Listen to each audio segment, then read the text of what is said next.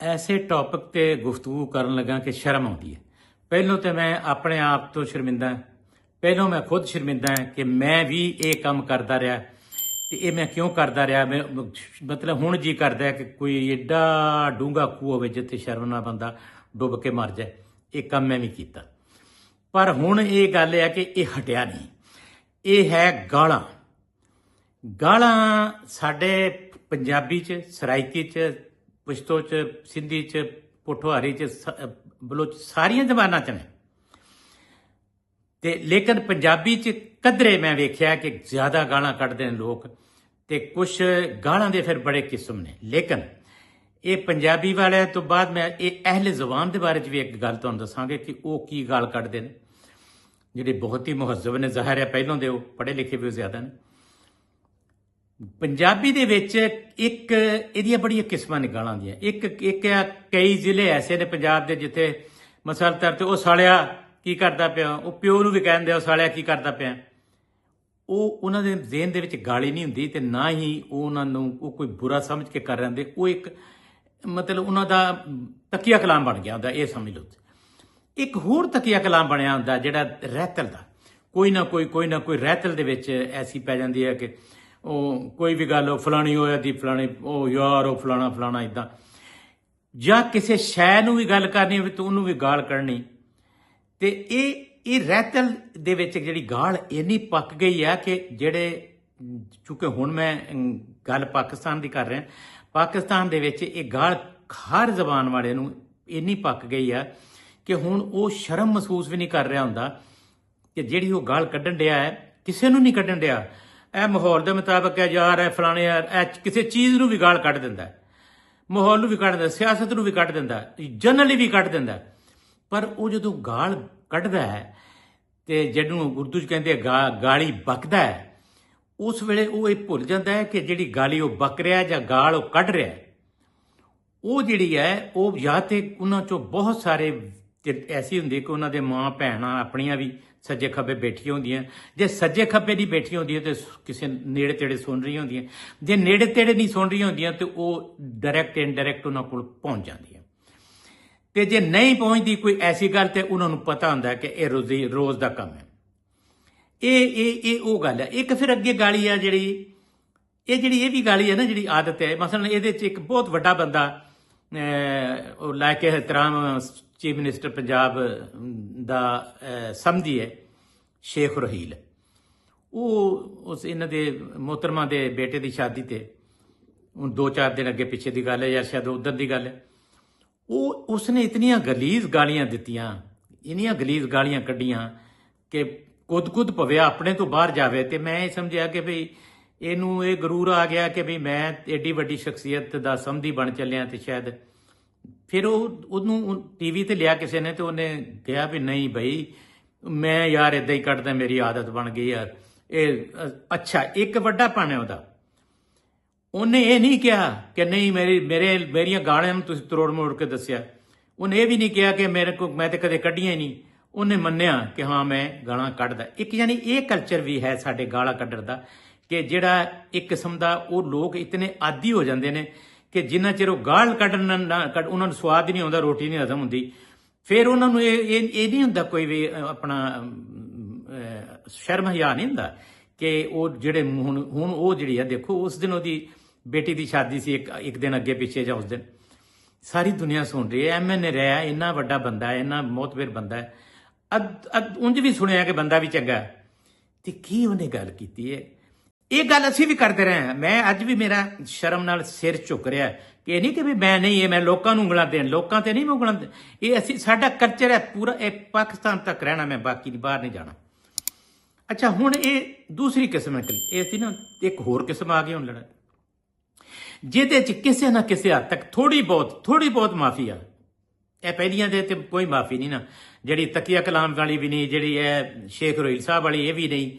ਜਿਹੜੀ ਹੁਣ ਹੈ ਉਹ ਇਸ ਲਈ ਮਾਫੀ ਆ ਕਿ ਅਗਰ ਦੋ ਬੰਦੇ ਲੜ ਪੈਂਦੇ ਨੇ ਤੇ ਉਹ ਲੜ ਕੇ ਤੇ ਇਹਨਾਂ ਲੜ ਪੈਂਦੇ ਨੇ ਕਿ ਉਹ ਦੋਨੋਂ ਸਮਝੋ ਤੁਸੀਂ ਕਿ ਬੇਬਸ ਹੁੰਦੇ ਨੇ, ਕਮਜ਼ੋਰ ਹੁੰਦੇ ਨੇ, ਬੁਜ਼ਦਿਲ ਹੁੰਦੇ ਨੇ, ਨਮਰਦ ਹੁੰਦੇ ਨੇ।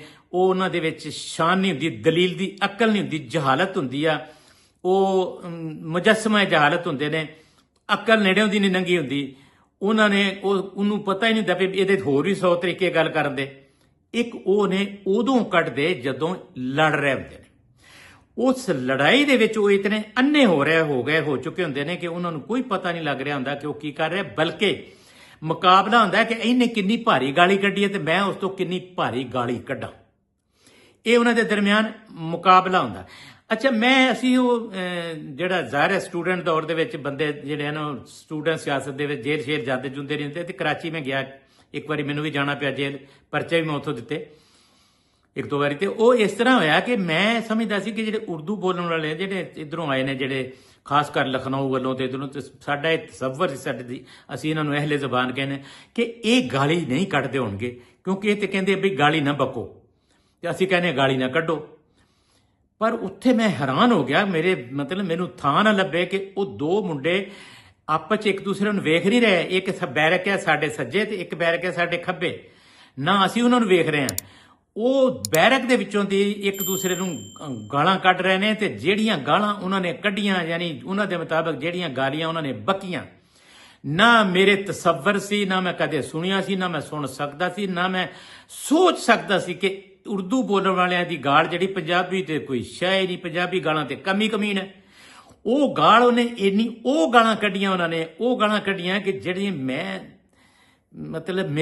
ਮੈਂ ਉਹਦਾ ਟ੍ਰਾਂਸਲੇਸ਼ਨ ਵੀ ਨਹੀਂ ਕਰ ਸਕਦਾ, ਆਪਣਾ ਮਰਦਾਂ ਨਾਲ ਵੀ ਅਲਹਿਦਗੀ 'ਚ ਬਹਿ ਕੇ ਵੀ ਨਹੀਂ ਕਰ ਸਕਦਾ। ਏਡੀਆਂ ਗਲੀਜ਼ ਤੇ ਏਡੀਆਂ ਖੌਫਨਾਕ ਤੇ ਏਡੀਆਂ ਸ਼ਰਮਨਾਕ ਗਾਲਾਂ ਸੀ। ਇਹਦਾ ਇਹ ਮਤਲਬ ਨਹੀਂ ਹੈ ਕਿ ਇਹ ਕਿਸੇ ਖਾਸ ਪੰਜਾਬੀ ਨੂੰ ਜਾਂ ਸਰਾਇਕੀ ਨੂੰ ਜਾਂ ਸਿੰਧੀ ਨੂੰ ਜਾਂ ਬਲੋਚ ਨੂੰ ਜਾਂ ਪਠਾਨ, ਨਹੀਂ, ਇਹ ਏਰੀਏ ਦਾ ਹੁੰਦਾ ਹੈ। ਜੇ ਮੈਂ ਪਾਕਿਸਤਾਨ ਦੀ ਗੱਲ, ਅਸਲ ਤੇ ਹਿੰਦੁਸਤਾਨ ਦੀ ਹੋਣੀ ਚਾਹੀਦੀ ਸੀ, ਪਰ ਤੁਸੀਂ ਪਾਕਿਸਤਾਨ 'ਚ ਆਪਾਂ ਰਹਿ ਲੈਂਦੇ। ਹੁਣ ਆ ਗਏ, ਚਲੋ ਇਹ ਹੋ ਗਈਆਂ ਇਹ ਕਿਸਮਾਂ, ਇਹਦੇ ਦਰਜੇ ਵੀ ਹੈ ਤੇ ਕਿਸਮਾਂ ਵੀ।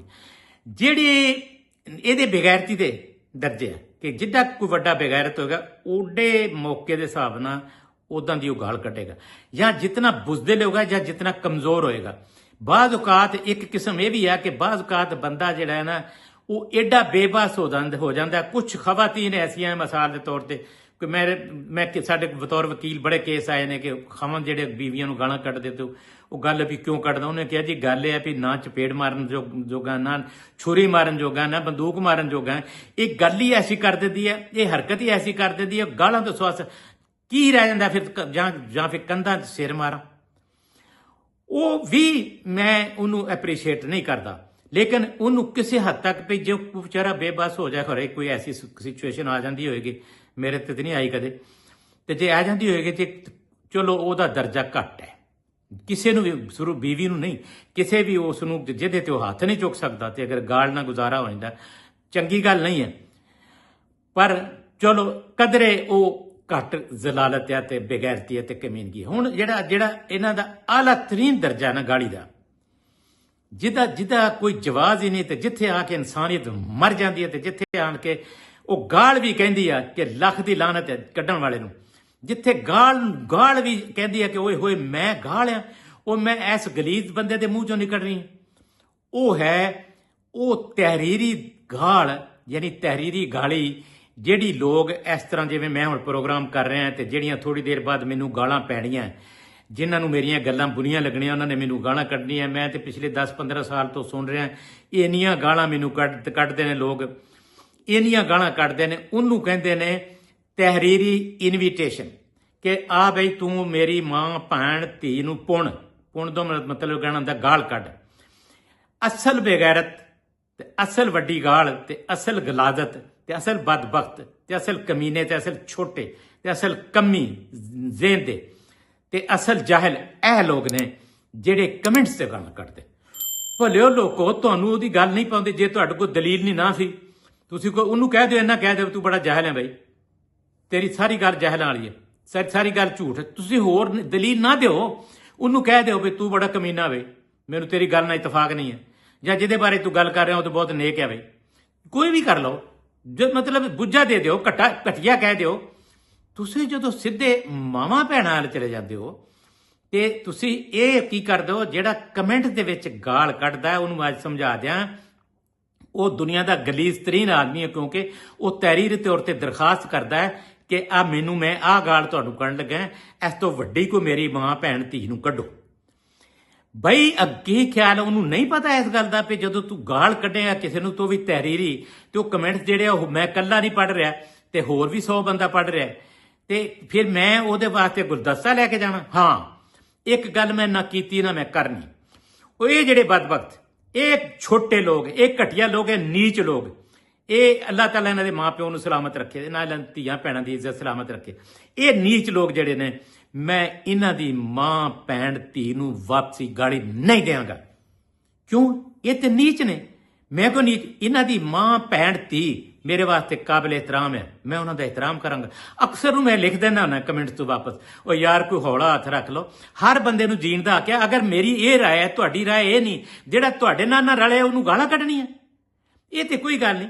ਤੁਸੀਂ ਆਪਣੀ ਰਾਏ ਦੇ ਦਿਓ, ਸਖਤ ਰਾਏ ਦੇ ਦਿਓ। ਮੈਂ ਤਾਂ ਕਹਿੰਦਾ ਸਖਤ ਰਾਏ ਦੇ, ਮੈਨੂੰ ਜਿੰਨਾ ਮਰਜ਼ੀ ਬੁਰਾ ਕਹਿ ਲਓ, ਲੇਕਿਨ ਗਾਲ ਦਾ ਕੀ ਮਤਲਬ ਹੈ? ਇਹ ਮੈਂ ਕਰਦਾ ਰਿਹਾ, ਮੈਨੂੰ ਸ਼ਰਮ ਮਹਿਸੂਸ ਹੋ ਰਹੀ ਅੱਜ ਵੀ, ਲੇਕਿਨ ਮੈਨੂੰ ਸਮਝ ਆਈ ਜਦੋਂ ਦੀ, ਮੈਂ ਉਹ ਗਾਲਾਂ ਕੱਢਣੀਆਂ ਬੰਦ ਕਰ ਦਿੱਤੀ।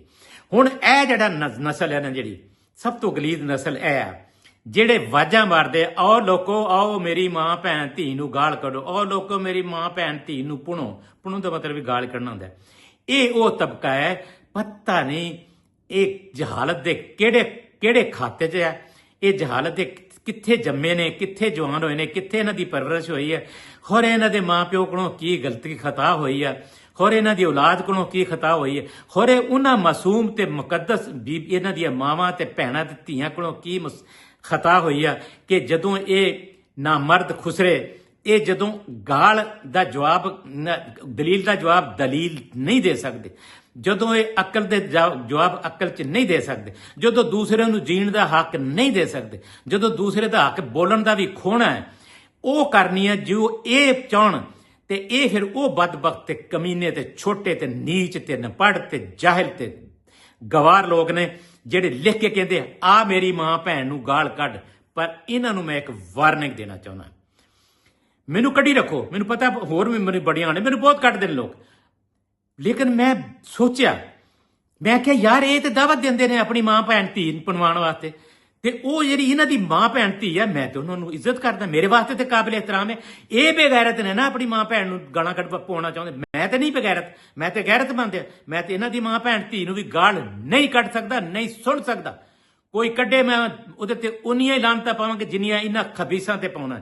ਤੇ ਸੁਣ ਲੈਣ ਇਹ ਖਬੀਸ ਕਿ ਛੋਟੇ ਲੋਕ, ਇਹ ਛੋਟੇ ਭਾਂਡੇ, ਗਾਲ ਨਾ ਕੱਢਿਆ ਕਰੋ ਕਮੈਂਟਸ 'ਚ, ਗਾਲ ਉਹਨੂੰ ਇਹ ਕਿਹਾ ਕਰੋ, ਤੂੰ ਬਈ ਕਮੀਨਾ ਹੈ, ਤੂੰ ਜਾਹਿਲ ਹੈ, ਮੈਂ ਤੇਰੇ ਨਾਲ ਇਖਤਲਾਫ ਕਰਦਾ, ਜਿਹਦੇ ਖਿਲਾਫ ਤੂੰ ਗੱਲ ਕੀਤੀ ਉਹ ਵਲੀ ਅੱਲਾ ਹੈ, ਜੋ ਇਹਨਾਂ ਦਾ ਦਿਲ ਕਰਦਾ ਕਰ। ਜੇ ਕੋਈ ਕਿਸੇ ਦਾ ਉਹ ਐਸਾ ਰਿਸ਼ਤੇਦਾਰ ਮੁਕੱਦਸ ਹੈ, ਮਸਲਨ ਕਿਸੇ ਦਾ ਵਾਕਿਆ ਕੋਈ ਬਹਿਨੋਈ ਹੈ, ਕੋਈ ਦੂਜਾ ਹੈ, ਤੇ ਉਹਨੂੰ ਤਕਲੀਫ ਪਹੁੰਚੀ ਹੈ, ਤੂੰ ਕਵੇ ਵੀ ਮੇਰਾ ਬਹਿਨੋਈ ਹੈ, ਮੈਨੂੰ ਤੂੰ ਤਕਲੀਫ ਪਹੁੰਚਾਈ ਹੈ, ਤੇ ਤੂੰ ਤੇਰੀ ਐਸੀ ਤੈਸੀ, ਉਹ ਮੇਰੇ ਤੱਕ ਰਵੇ ਨਾ, ਤੇ ਮੈਨੂੰ ਕਹਿ ਦੇਵੇ ਤੂੰ ਘਟੀਆ ਆਦਮੀ, ਤੂੰ ਅਨਪੜ੍ਹ ਆਦਮੀ, ਤੂੰ ਜੋ ਮਰਜ਼ੀ ਮੈਨੂੰ ਕਹਿ ਦੇ। ਮੈਂ ਇਹਨਾਂ ਨੂੰ ਵਾਰਨਿੰਗ ਦੇਣਾ ਚਾਹੁੰਦਾ ਕਿ ਇਹ ਆਪਣੀਆਂ ਮਾਵਾਂ ਭੈਣਾਂ ਧੀਆਂ ਨੂੰ ਗਾਲਾਂ ਦੇਣ ਦੀ ਇਨਵੀਟੇਸ਼ਨ ਨਾ ਦੇਣ। ਮੈਂ ਗਾਲਾਂ ਨਹੀਂ ਕੱਢਣੀਆਂ, ਮੈਂ ਇਹਨਾਂ ਬੇਗੈਰਤਾਂ ਦੇ ਨਾਲ ਨਹੀਂ ਰਲਣਾ, ਮੈਂ ਇਹਨਾਂ ਮਾਵਾਂ ਭੈਣਾਂ ਧੀਆਂ ਦੀ ਹਿਫਾਜ਼ਤ ਕਰਨੀ ਆ। ਮੈਂ ਗੈਰਤਮੰਦ ਆ, ਮੈਂ ਇਹਨਾਂ ਤਰ੍ਹਾਂ ਬੇਗੈਰਤ ਨਹੀਂ ਆ।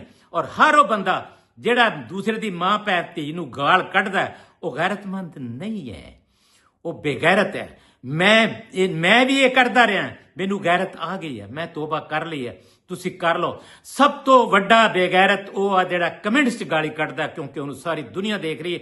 ਜਦੋਂ ਉਹਨੂੰ ਵਾਪਸ ਗਾਲ ਆਣੀ ਹੈ, ਉਹ ਸਾਰੀ ਦੁਨੀਆ ਨੂੰ, ਉਹਨੂੰ ਖਰੇ ਕੀ ਸਵਾਦ ਆਉਂਦਾ ਆਪਣੀ ਮਾਂ ਭੈਣ ਧੀ ਨੂੰ ਗਾਲ ਕਢਵਾਉਣ ਵਾਸਤੇ। ਤੇ ਉਹਨਾਂ ਨੂੰ ਮੈਂ ਆਖਰੀ ਵਾਰ ਵਾਰਨਿੰਗ ਦਿੰਦਾ ਕਿ ਬਦਬਖਤੋ, ਬੇਗੈਰਤੋ, ਮਤ ਗਾਲੀ ਦਿਓ ਕਿਸੇ ਦੀ ਵੀ ਧੀ ਭੈਣ ਮਾਂ ਨੂੰ। ਮੈਂ ਤੁਹਾਡੀ ਧੀ ਭੈਣ ਮਾਂ ਨੂੰ ਜਵਾਬੀ ਗਾਲ ਨਹੀਂ ਦੇਣੀ। ਤੁਸੀਂ ਨੀਚ ਹੋ, ਮੈਂ ਨੀਚ ਨਹੀਂ ਹਾਂ, ਤੁਸੀਂ ਬੇਗੈਰਤ ਹੋ, ਮੈਂ ਗੈਰਤਮੰਦ ਹਾਂ।